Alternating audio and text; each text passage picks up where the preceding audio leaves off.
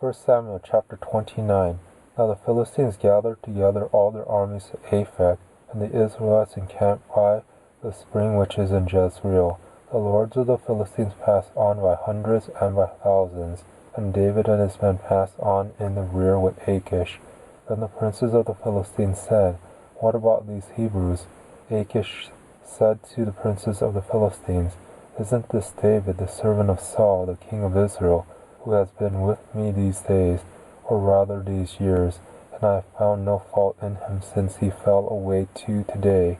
But the princes of the Philistines were angry with him, and the princes of the Philistines said to him, Make the man return, that he may go back to his place where you have appointed him, and let him not go down with us to battle, lest in the battle he become an adversary to us.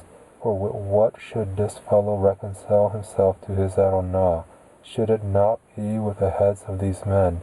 Isn't this David, of whom people sang to one another in dances, saying, Saul has slain his thousands, and David his 10,000s?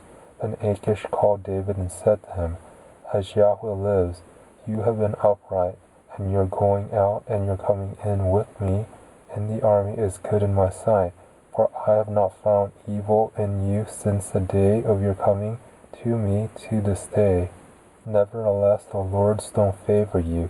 Therefore now return and go in peace, that you not displease the lords of the Philistines. David said to Achish, But what have I done? What have you found in your servant so long as I have been before you to this day, that I may not go and fight against the enemies of my Adonai the king? Achish answered David, I know that you are good in my sight as the angel of Elohim. Notwithstanding, the princes of the Philistines have said, Ye shall not go up with us to the battle. Therefore now rise up early in the morning with the servants of your Adonai, who have come with you, and as soon as you are up early in the morning, and have light, part.